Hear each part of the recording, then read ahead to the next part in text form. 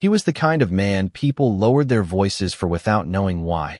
And on the night Seo Hyunwoo disappeared from the streets of Seoul, every powerful family in the city started hunting for him at once.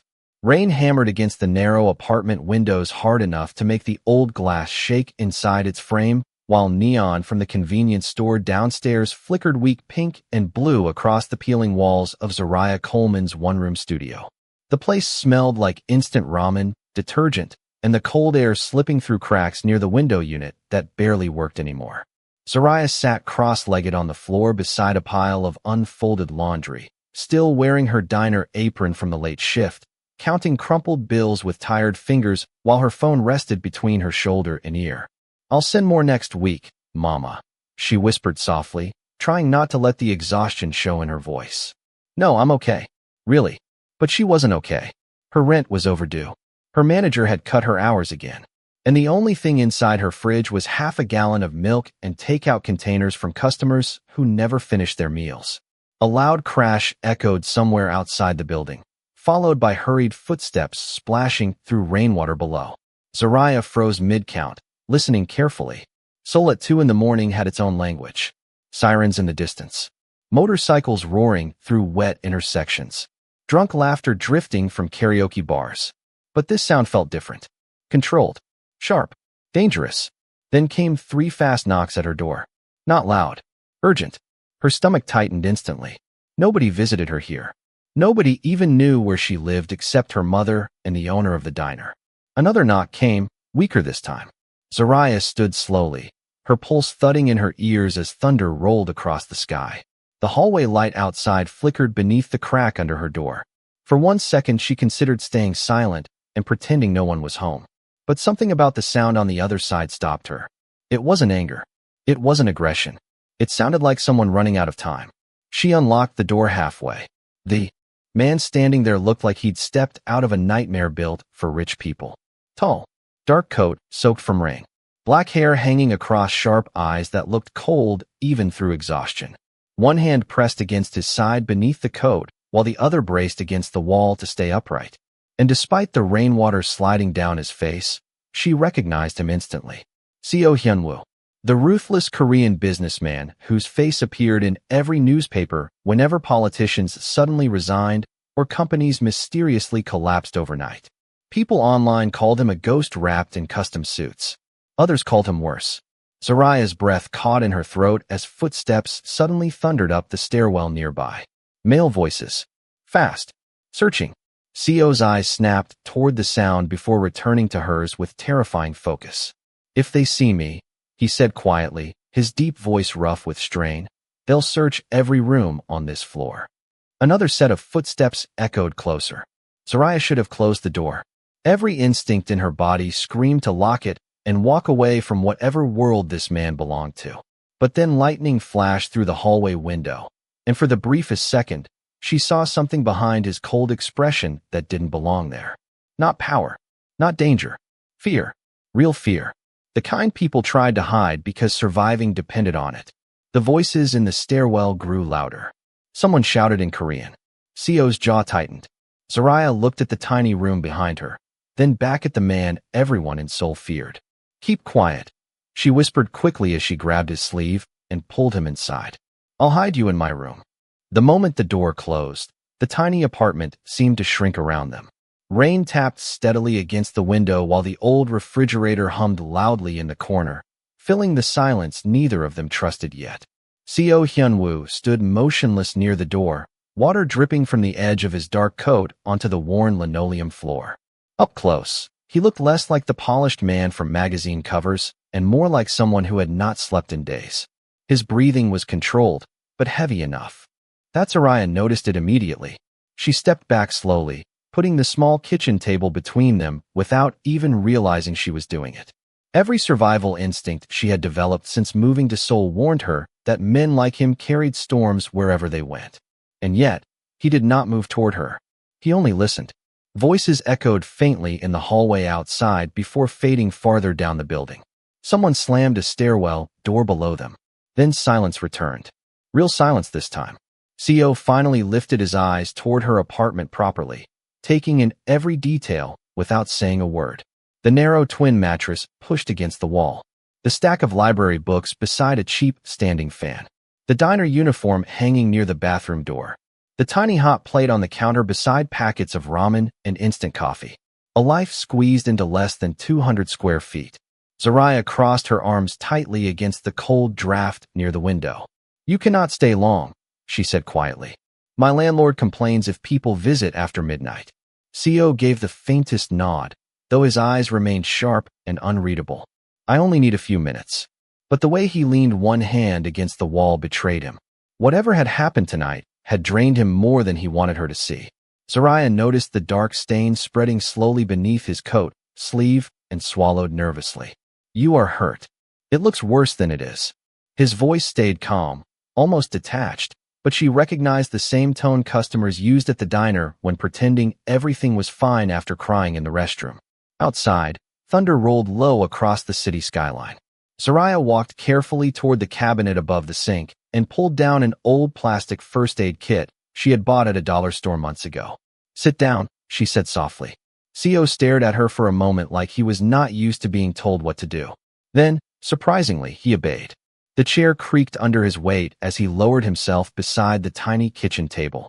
Up close, the expensive fabric of his coat smelled faintly of rain, smoke, and cold winter air. Zariah knelt carefully beside him and opened the kit. With trembling fingers. "Why are you helping me?" he asked suddenly. The question caught her off guard. She paused, avoiding his eyes while pulling out gauze and antiseptic wipes. "I do not know," she admitted honestly. "Maybe because nobody helped me when I first came here." For the first time since entering the apartment, something in Co's expression shifted. Not softness exactly, more like confusion, as if kindness without a price made less sense to him than danger ever could. Zariah carefully pushed back the edge of his soaked sleeve, trying not to flinch at the sight of bruising spreading beneath pale skin. Her fingers brushed his wrist accidentally, and she felt how cold he really was. Not emotionally, physically, like he had been standing in freezing rain for hours. She stood quickly and grabbed the only blanket she owned from the edge of her bed before draping it over his shoulders without thinking. Co looked down at the faded blue fabric in silence. It smelled faintly of laundry soap and lavender detergent. Simple, warm, human. And in that tiny apartment, glowing under broken neon light, the most feared man in Seoul sat wrapped in a cheap blanket while a tired girl from Brooklyn tried to stop his hands from shaking. Seoul looked different after 3 in the morning. The city outside Zariah Coleman's window still glowed with neon signs and distant traffic, but the energy had changed. The streets below her apartment building were quieter now, wrapped in cold rain and silence that felt almost fragile. Inside the tiny studio, the air carried the warmth of boiled water and instant coffee, while the old radiator hissed weakly beside the wall. Co Hyun-woo sat motionless at the kitchen table, the faded blanket still around his shoulders, watching steam rise from the chipped mug Zariah placed carefully in front of him. She did not ask whether he drank coffee. She simply made it because he looked like someone who had forgotten how to rest. "It is cheap," she warned softly while sitting across from him on the edge of her mattress. "But it is hot." Co glanced down at the mug before wrapping both hands around it slowly. His long fingers looked strangely out of place against something so ordinary. Men like him belonged in skyscrapers and black luxury cars, not in apartments where the ceiling leaked whenever it rained too hard. For several seconds, neither of them spoke. The silence between them no longer felt dangerous, just unfamiliar. Zariah pulled her knees closer to her chest beneath the oversized sweatshirt she wore around the apartment and studied him carefully under the flickering neon glow. Every article she had ever read about Co Hyun-woo painted him as untouchable, ruthless, controlled, the kind of man who never lost. But the person sitting in front of her looked exhausted in a way money could not fix. His dark hair remained damp from rain, falling loosely across tired eyes shadowed from sleepless nights. "You keep staring at me," he said quietly without looking up from the mug. Zariah blinked quickly. "I am trying to understand why half the city seems afraid of you." The corner of his mouth moved slightly, though it was not quite a smile. "And you look tired." That answer finally made him glance at her properly. There was no fear in her expression now. Nervousness, yes. Curiosity too, but not fear. Most people spent their lives trying not to hold his gaze for too long. Soraya held it without realizing she was doing something unusual. Thunder rolled again outside while rain streaked down the narrow window beside them. Seo leaned back carefully in the chair, the movement slow from soreness. "You are not from here," he observed. "Brooklyn," she answered. "I moved here 2 years ago." "Why Seoul?" Soraya looked down at her hands for a moment before answering. "Because sometimes people leave home hoping another country will hurt less." The words settled quietly between them. Seo watched her differently after that. Not as a stranger who opened the wrong door tonight. Not even as the girl hiding him from dangerous men downstairs. For the first time, he saw loneliness sitting across from him in human form. The same loneliness he carried into penthouses, meetings, and private elevators every single day. Soraya stood and walked toward the tiny kitchenette, pretending to organize dishes she had already cleaned.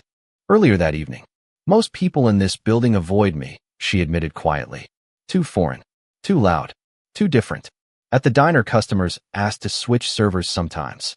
She shrugged gently, trying to make it sound smaller than it really was. "You get used to it." Seo stared at the back of her oversized sweatshirt while she spoke. Something cold moved through his chest then. Not pity. He hated pity. This felt worse. Recognition. Because despite all his power, all his influence, all the fear attached to his name, he suddenly understood exactly what it meant to walk into every room already unwanted.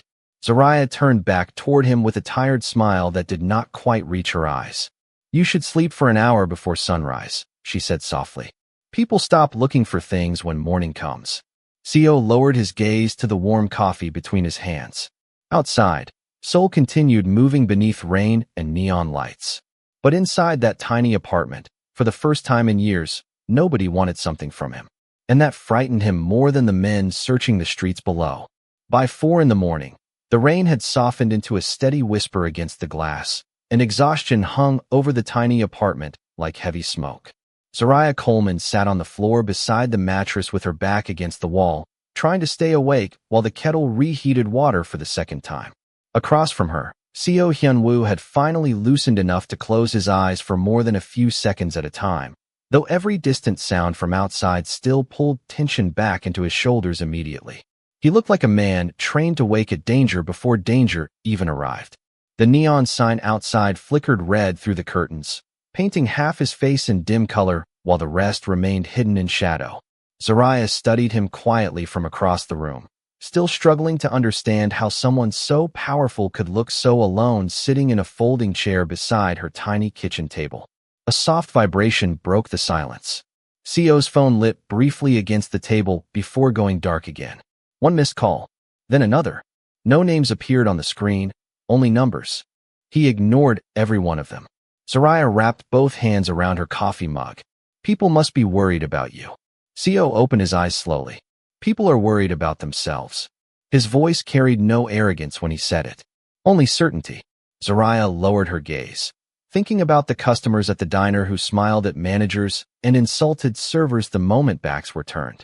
Different world. Same loneliness. The kettle clicked softly in the corner. She stood, poured fresh hot water into a bowl, and walked back toward him carrying a clean towel. "Your shoulder still needs attention," she said carefully. "If you do not clean it properly, you could get sick." Seo watched her kneel beside the chair without moving away. Up close, she could smell rainwater still clinging faintly to his coat mixed with expensive cologne that had nearly faded completely by now. Human. Tired. Real.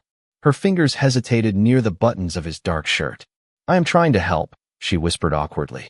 Seo held her gaze for one long second before slowly loosening the fabric himself enough for her to reach the bruised area near his shoulder.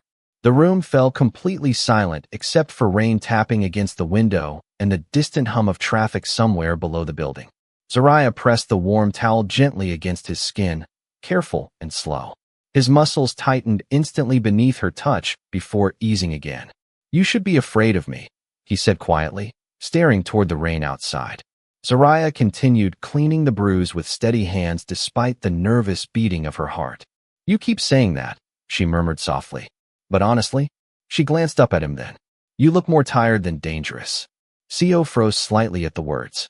Not because they offended him, because nobody had ever said something like that before. Not employees. Not rivals. Not the people who followed him out of fear or money or obligation. They saw power when they looked at him. They saw danger. But this exhausted girl sitting barefoot on a cheap apartment floor looked at him and somehow saw fatigue instead. The realization unsettled him more deeply than he wanted to admit. Soraya carefully wrapped fresh gauze around his shoulder before leaning back slightly. "There," she said quietly. "That should help." Seo looked down at the neat bandage, then at her trembling fingers still holding the towel. She was scared. Of course she was. But she stayed anyway.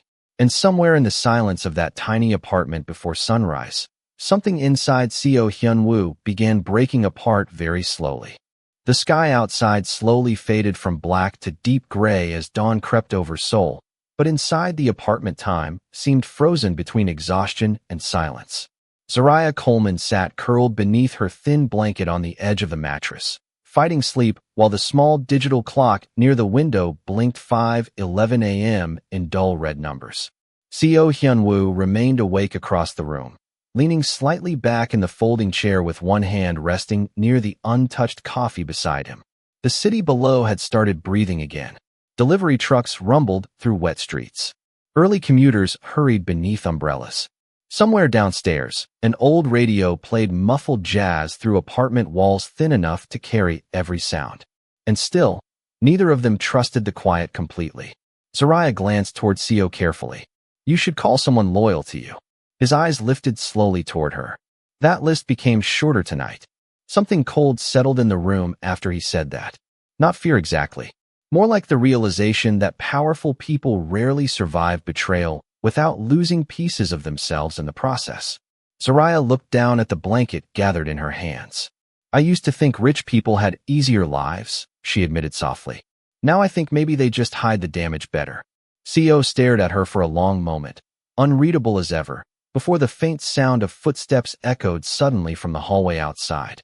Both of them froze instantly. The footsteps stopped directly outside her door. A knock followed. Sharp. Heavy. Soraya's blood ran cold.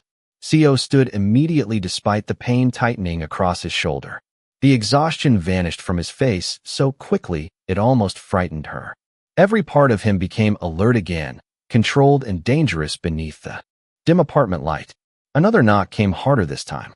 "Maintenance inspection," a male voice called in Korean from outside. "Open the door." Seo's eyes locked onto Soraya's instantly. Neither of them believed it for a second.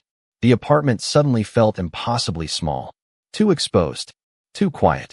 Soraya's heartbeat pounded so loudly she thought whoever stood outside might hear it through the walls. Seo moved toward the narrow space beside the kitchenette silently, his expression calm in the terrifying way only truly dangerous people could remain calm. But before he disappeared from view, Soraya grabbed his wrist. "No," she whispered urgently. Her eyes darted toward the bed. There was barely enough room underneath the low frame for storage bins and winter clothes. Barely enough space for a grown man. Another knock rattled the door harder. "Miss Coleman," the voice called again. "Open the door immediately." Seo looked at the space beneath the bed once, clearly calculating how impossible it was. Then he looked back at her. Soraya did not let go of his wrist. "Trust me," she whispered. For one strange second, the most feared man in Seoul simply stared at her like he had forgotten what trust sounded like. Then he lowered himself silently beneath the bed frame just as another violent knock shook the apartment door. Soraya quickly pulled the blanket down to hide the small gap underneath before forcing herself to breathe normally. Her hands trembled as she unlocked the door halfway. Two men stood in the hallway wearing dark jackets soaked from rain. Neither looked like maintenance workers. Their eyes swept over her apartment immediately with practiced suspicion. "Sorry," Soraya said softly, pretending to yawn. "I was asleep." One of the men tried to peer past her shoulder. "We are looking for someone." "At 5 in the morning?" she asked, forcing irritation into her voice despite the panic twisting inside her chest. The taller man stepped slightly closer. "Did anyone come through this floor tonight?" Soraya felt her pulse hammering painfully in her throat. Beneath the bed behind her, Seo Hyunwoo remained completely silent. The room seemed to stop breathing around them. Then Soraya crossed her arms tightly and shook her head. "Nobody visits me," she said quietly. "Most people around here pretend I do not even exist." The hallway fell silent after that. And beneath the bed, hidden only inches away, Co closed his eyes for one brief moment as her words settled deeper into him than he wanted to admit. The two men lingered outside the apartment for several unbearable seconds before finally stepping back into the hallway. One of them gave Zariah Coleman a long, suspicious look, his eyes drifting once more toward the cramped room behind her, toward the unmade bed and dim kitchen light, and cheap curtains fluttering slightly from the old window unit. Then, without another word, they walked farther down the hall. Their footsteps faded slowly. A neighboring door opened somewhere nearby. Someone complained angrily in Korean about the noise before slamming it shut again. Only then did Zariah close her apartment door carefully and lock it with shaking hands. The silence afterward felt heavy enough to collapse the room. She stood motionless beside the door for a moment, staring at the chipped paint near the lock while trying to steady her breathing. Beneath the bed behind her, Seo Hyunwoo remained completely still. "They are gone," she whispered finally. A few seconds later, Seo slowly emerged from beneath the low bed frame, his dark shirt wrinkled and dust clinging faintly to one sleeve. He stood carefully, taller than the room itself seemed built for, and looked at her with an expression she could not fully read anymore. Not suspicion, not calculation, something quieter, more dangerous in a different way. Gratitude. Zariah walked toward the kitchenette before he could say anything and gripped the counter tightly with both hands. Her knees still felt weak. Seo watched her silently for several moments before speaking. "You lied for me," without hesitation. She let out a nervous breath that almost sounded like a laugh. "Trust me," there was hesitation. The corner of his mouth moved faintly again. It was the closest thing to warmth she had seen from him all night. Zariah opened the refrigerator and frowned at the nearly empty shelves. Inside, one yogurt, half a carton of eggs, a takeout container she had been saving for dinner after tomorrow's shift. She grabbed the container anyway and placed it into the microwave without comment. "You should eat something," she said quietly. "You look like you have not eaten in days." Seo leaned one shoulder carefully against the wall near the table. "You do not have enough food for two people." Then we split it. The microwave hummed softly between them, while rainwater still traced slow paths down the apartment window. Outside, dawn had fully arrived now, turning the city pale gray beneath low clouds. Zariah avoided his gaze while opening drawers for plastic utensils. "You know," she said quietly, "when I first moved here, I thought if I worked hard enough people would eventually stop seeing me as different." Seo watched her closely. "Did they?" Zariah shook her head once. "Some days customers at the diner talk about me like I cannot understand English. Other days people touch my hair without asking." She gave a small shrug that tried too hard to look casual. "After a while, you learn how invisible loneliness can make a person." The microwave beeped softly. Zariah opened it and split the small portion evenly onto two plates before handing one toward him. Seo accepted it slowly without looking away from her face. Something about her honesty unsettled him deeply because it reminded him too much of himself. Different reasons, different worlds, same isolation. He sat back down at the tiny table while she folded herself cross-legged onto the mattress nearby. The room stayed quiet except for the sound of rain and distant traffic. Then Seo noticed the framed photograph beside her bed for the first time. A teenage boy smiling brightly beside Zariah on what looked like a Brooklyn basketball court years earlier. The frame itself was cracked at one corner. "Your brother?" he asked softly. Zariah's expression changed immediately. The warmth disappeared from her face so quickly it made the apartment feel colder. She lowered her eyes toward her untouched food. "No," she said after a long silence. "My best friend." Seo waited. Something told him the story behind that. Photograph mattered more than she wanted to admit. Zariah stared at the rain beyond the window, her voice quieter now. "He died because people with power thought poor neighborhoods were disposable." The room fell silent again after that. And for the first time since entering her apartment, Seo Hyunwoo felt something dangerously unfamiliar settling into his chest. Shame. Morning settled slowly across the city, washing Seoul in pale silver light that slipped through the thin curtains of Zariah Coleman's apartment. The rain had finally stopped, leaving droplets clinging to the window while distant traffic echoed between tall buildings below. Inside the cramped studio, the air smelled faintly of coffee, damp fabric, and the cheap microwave noodles neither of them had finished eating.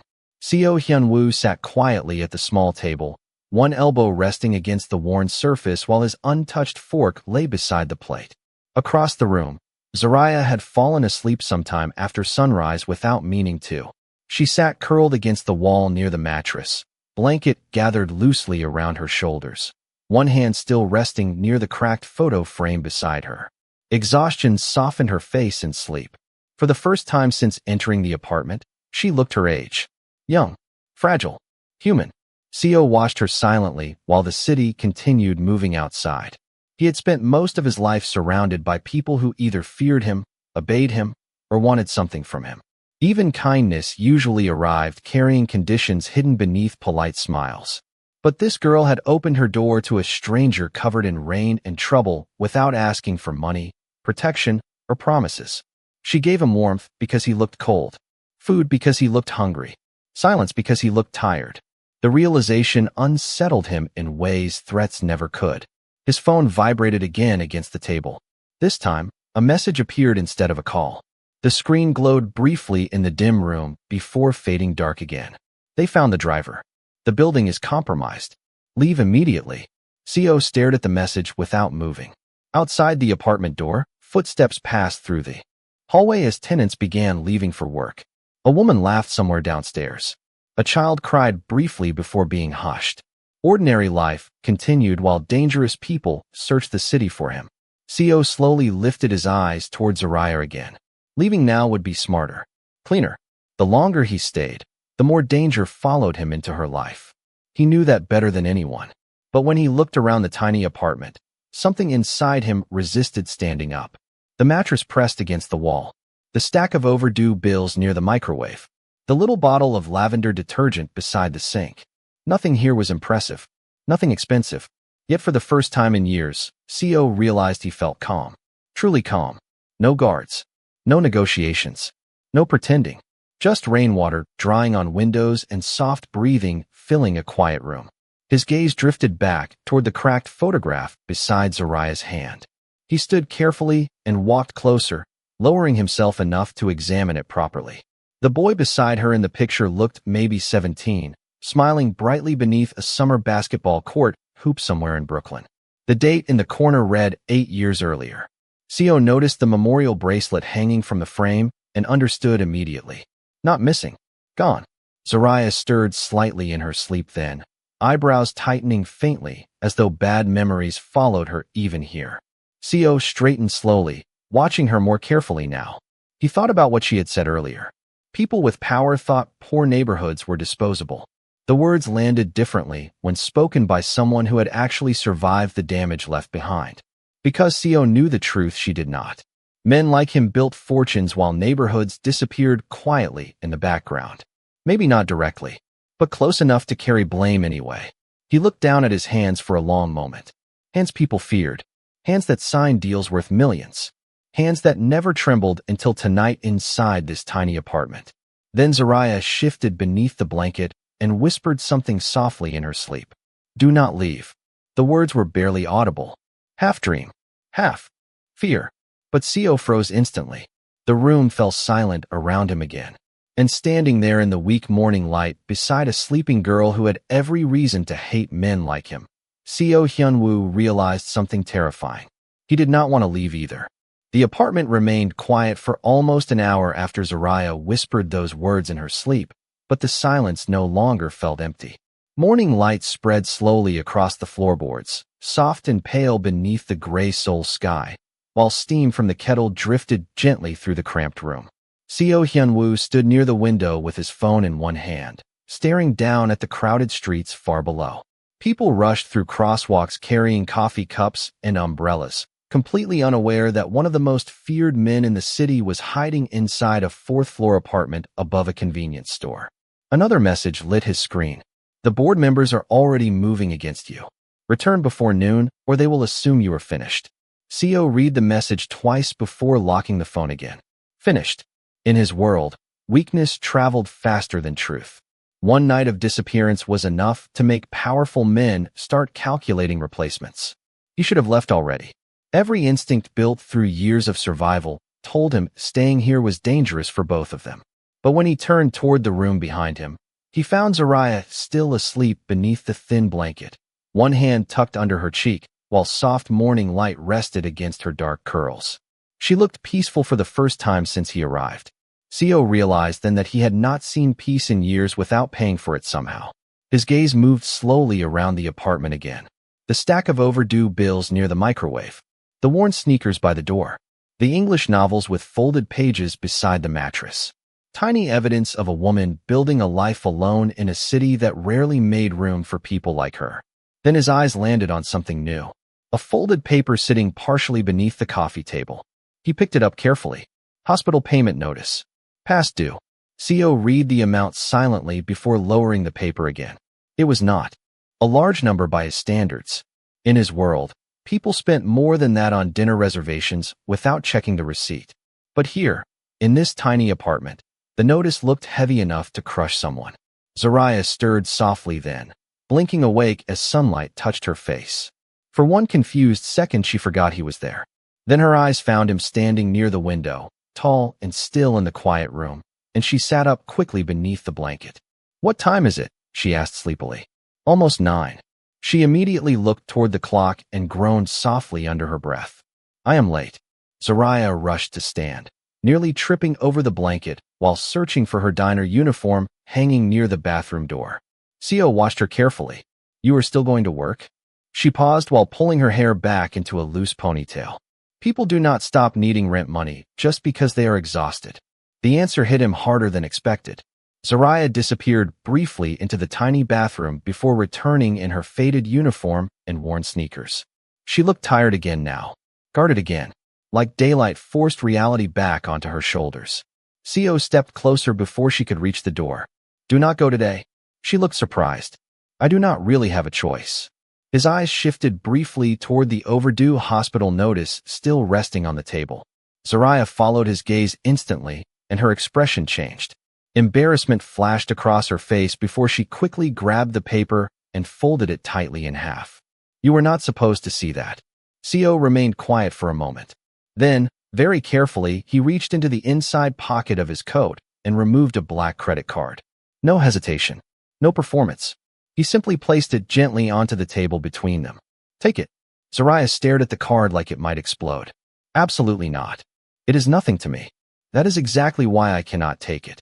Her voice stayed calm, but firm. Seo looked at her differently after that. Most people around him would have accepted instantly, without pride slowing them down. But Zariah only crossed her arms tighter, protecting her dignity even while standing in a tiny apartment with unpaid bills stacked beside the microwave. The room fell silent again. Then she looked up at him softly and said something that made his chest tighten in a way no threat ever had. "I helped you because you needed kindness," she whispered. "Not because I wanted something back." And standing there in the weak morning light of her tiny apartment, Seo Hyunwoo realized he no longer remembered the last time someone had spoken to him without fear, greed, or expectation. Zariah Coleman stood motionless beside the apartment door with her diner bag hanging from one shoulder while morning light spilled softly across the tiny room. Seo Hyunwoo remained near the window, the black credit card still untouched on the table between them like evidence of two completely different worlds colliding inside less than 200 square feet. Outside, Seoul continued moving at its usual relentless speed. Car horns echoed below. Delivery scooters rushed through narrow streets. Somewhere nearby, a subway train rumbled beneath the city. But inside the apartment, everything felt strangely still. Zariah slowly picked up the card and placed it back into Seo's hand without looking at him directly. "I know people probably take things from you all the time," she said quietly. "But I cannot become another person waiting for you to fix my life." Seo stared down at the card resting against his palm. Nobody had ever refused him this gently before. No fear, no anger, just dignity. And somehow that hurt more than rejection ever should have. Zariah adjusted the strap on her bag and reached for the apartment keys near the counter. "You can stay here until tonight," she added softly. "The landlord works afternoons, so nobody should bother you." Seo looked up immediately. "You would leave me alone in your home?" A faint, tired smile touched her face. "You had every chance to hurt me already." Silence settled between them again. Then Zariah moved toward the door before pausing suddenly. "There are eggs in the refrigerator." she said without turning around. And if the heater stops working again, kick the side twice. It usually comes back. The simplicity of the words nearly unraveled him. No one spoke to Seo Hyun-woo like this. No one treated him like an ordinary person staying in an ordinary apartment on an ordinary morning. For years, his entire life had been built around fear, loyalty, strategy, power. Yet this exhausted girl worried whether he would stay warm after she left for work. Zaraya finally opened the apartment door, but before stepping out, she glanced back once more. Their eyes met across the tiny room. "Try to sleep," she whispered. Then she disappeared into the hallway. The door clicked shut softly behind her. Seo remained completely still for several seconds afterward. The apartment suddenly felt quieter than before, empty in a way he did not expect. He walked slowly toward the window and watched her emerge onto the crowded sidewalk below, wearing her faded diner uniform and worn sneakers, blending instantly into the flow of ordinary people rushing toward another difficult day. No bodyguards, no protection, no power except resilience. Seo lowered his head slightly, exhaling slowly through his nose. Then his phone vibrated again. This time the message contained only one sentence. "We know where you are." His expression hardened instantly. The calm inside the apartment shattered. Seo moved toward the door without hesitation, grabbing his coat from the chair. Every instinct screamed that danger had already spread too close to her life. Too close to this room.